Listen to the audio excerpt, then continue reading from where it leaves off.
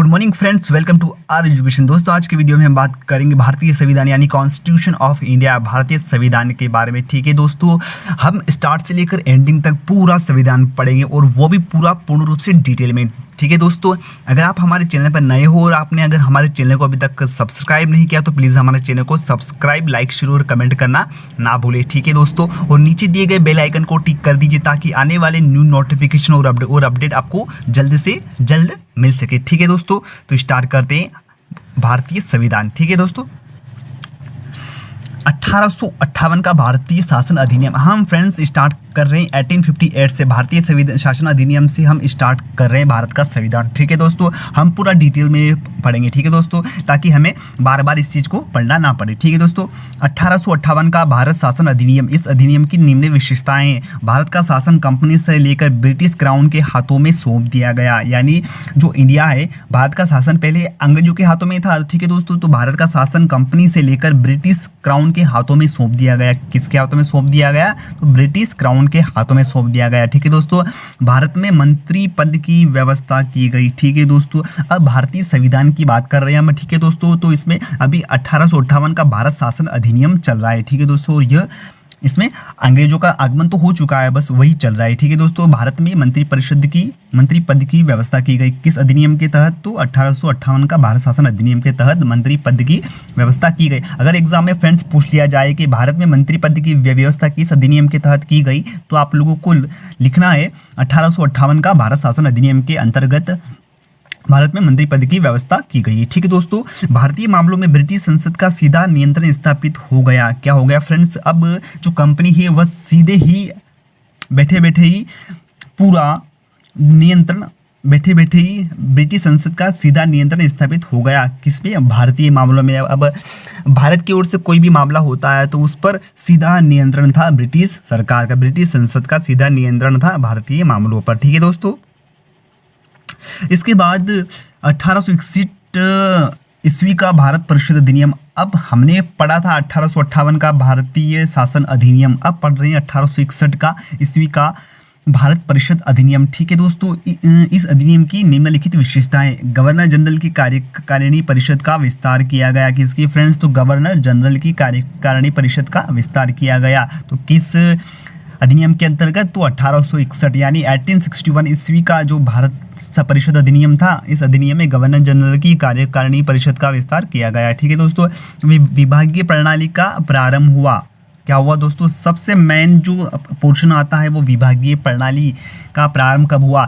अब ये फ्रेंड्स, ये क्वेश्चन कई बार एग्जामों में पूछा जाता है कि विभागीय प्रणाली के जनक कौन है और कब से स्टार्ट हुई। तो 1861 अगर एग्जाम में पूछ लिया जाए कि विभागीय प्रणाली की शुरुआत यानी प्रारंभ कब हुआ, तो आप लोगों को 1861 ही करना है। क्या करना है फ्रेंड्स? तो 1861 ही करना है अगर एग्जाम में पूछ लिया जाए। और एग्जाम में हमेशा ये क्वेश्चन पूछा जाता है कि विभागीय प्रणाली के जनक कौन कौन हैं, तो आप लोगों को लिखना है लॉर्ड कैनिंग। अगर एग्जाम में ऑप्शन में अगर पूछ लिया जाए तो आप लोगों को करना है लॉर्ड कैनिंग।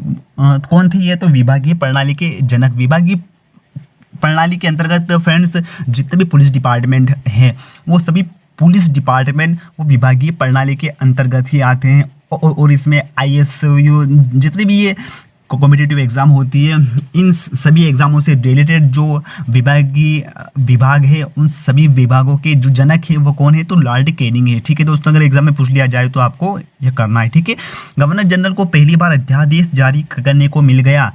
कब?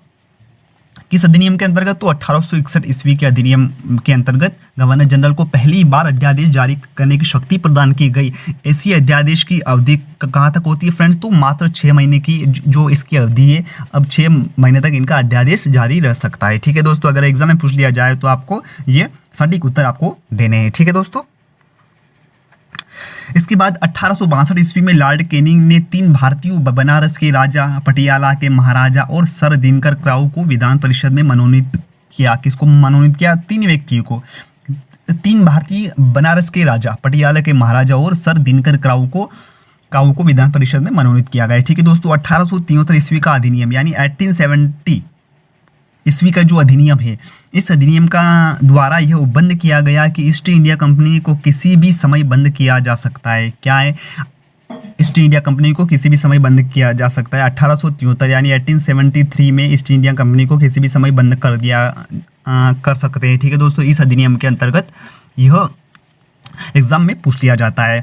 और 1 जनवरी यानी 1 जनवरी 1884 ईस्वी को ईस्ट इंडिया कंपनी को औपचारिक रूप से बंद कर दिया गया। कब फ्रेंड्स, अगर एग्जाम में पूछ लिया जाए तो आपको क्या करना है, 1 जनवरी 1884 ईस्वी को ईस्ट इंडिया कंपनी को औपचारिक रूप से बंद कर दिया गया। ठीक है दोस्तों, इसके बाद आता है शाही उपाधियों का अंत, यानी शाही उपाधि अधिनियम 1876 ईस्वी। अगर एग्जाम में पूछ लिया जाए कि यह किस सन में हुआ था शाही उपाधि अधिनियम, तो 1876 में। ठीक है, इस अधिनियम के तहत एक 6ठे सदस्य की नियुक्ति की गई, उसे लोक निर्माण विभाग का काम दे दिया गया। किसे, तो इस अधिनियम के अंतर्गत, तो शाही उपाधि अधिनियम के अंतर्गत 1876 यानी 1876 में 1876 में शाही उपाधियों का अंत जो अधिनियम है, उस अधिनियम के अंतर्गत एक 6ठे सदस्य की नियुक्ति की गई, 6ठे सदस्य की नियुक्ति की गई और उसे लोक निर्माण विभाग का कार्य सौंपा गया। ठीक है, 28 अप्रैल 1874 ईस्वी को एक घोषणा द्वारा महारानी विक्टोरिया को भारत की सम्राज्ञी यानी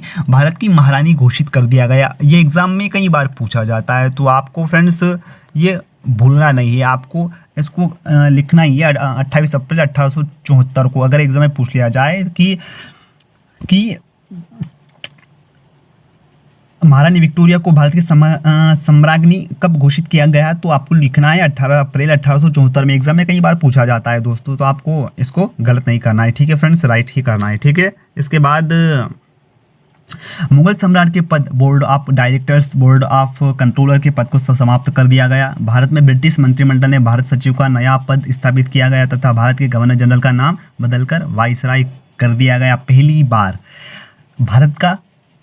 भारत की गवर्नर जनरल का नाम बदलकर वाइसराय कब किया गया, तो आपको ऑप्शन में वही करना है। ठीक है दोस्तों, शाही उपाधियों का जब अंत हुआ था 1876 में। ठीक है दोस्तों, तो वही करना है। ठीक है, इस समय के गवर्नर जनरल लॉर्ड कैनिंग अंतिम गवर्नर जनरल एवं प्रथम वाइसराय कहलाए। अगर एग्जाम में पूछ लिया जाए कि प्रथम गवर्नर जनरल और अंतिम इस समय के गवर्नर जनरल लॉर्ड कैनिंग अंतिम गवर्नर जनरल एवं प्रथम वाइसराय कहलाए कौन, तो प्रथम वाइसराय कौन कहलाए, तो आपको लॉर्ड कैनिंग का करना है। और अंतिम गवर्नर जनरल कौन कहलाए, तो आपको लॉर्ड कैनिंग करना है। ठीक है दोस्तों, आज की क्लास यही ख़त्म होती है। ऐसे इंटरेस्टिंग क्वेश्चन पाने के लिए हमारे चैनल को सब्सक्राइब कीजिए, लाइक शेयर और कमेंट करना ना भूलें। अपने दोस्तों के साथ भी शेयर कीजिए ताकि उनको भी इस चीज़ का लाभ मिल सके। ठीक है फ्रेंड्स, तब तक के लिए अगली क्लास के लिए जय हिंद, जय भारत।